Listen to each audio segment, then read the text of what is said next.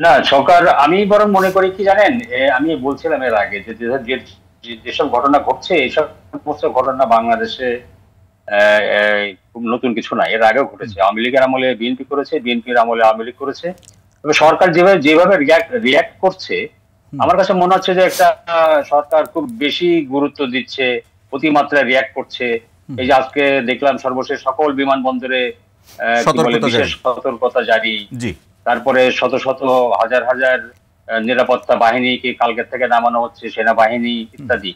এত কিছু আপনি এত ভয় পাচ্ছেন কেন?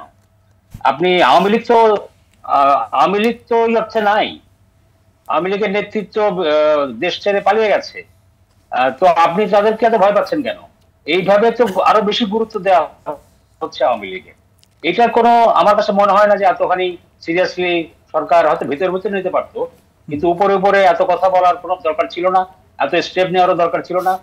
ওই রকম এই ধরনের ঘটনা বাংলাদেশে যে ঘটে না তা না। সুতরাং আমি মনে করি যে সরকার ওভার রিয়াক্ট করছে। এটা আলটিমেটলি আওয়ামী লীগকে বেশি গুরুত্ব দেওয়া হচ্ছে বলে আমার কাছে মনে হয়, জি, এবং এটা তাদের ফেভারে যাচ্ছে বিষয়টা। জি, জি, এইটা এইটা আমার কাছে মনে হচ্ছে এটা, আমার মনে হয় না যে আপনি আওয়ামী লীগ তো এমন কিছু করে নাই যে ওই দিন ঢাকায় মহাসমাবেশ করবে বা ঢাকায় বিক্ষোভ মিছিল করবে। তারা লকডাউন নামে একটা কর্মসূচি দিয়েছে। সেটা হচ্ছে মানুষ যেন ঘর থেকে বের না হয়, মানুষ যেন কোথাও না মুভ না করে, কোন অফিস আদালত যেন না করে, এরকম তো বিষয়টা। জি। মানে লকডাউন কোথেকে আসছে শব্দটা?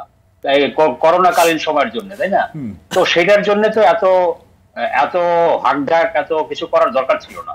এইটা আমার কাছে মনে হয় যে যেটুকু ল অ্যান্ড অর্ডার সিচুয়েশন এমনিতে এর আগে কি খারাপ ছিল না? এই যে ধরেন এই কর্মসূচি দেওয়ার আগে কি দেশের আইন শৃঙ্খলা পরিস্থিতি নিয়ে তো সবারই অভিযোগ ছিল। তো সেখানে সেনাবাহিনী তো অলরেডি মাঠে আছে। তাদের দায়িত্ব দেওয়ার, তাদের যে কি বলে ক্ষমতা, সেই ক্ষমতার মেয়াদ আজকে আবারও বাড়ানো হয়েছে। তো সেটা খুব বেশি যে কোনো পরিবর্তন, পরিস্থিতির পরিবর্তন হয়েছে আমার কাছে মনে হয় না।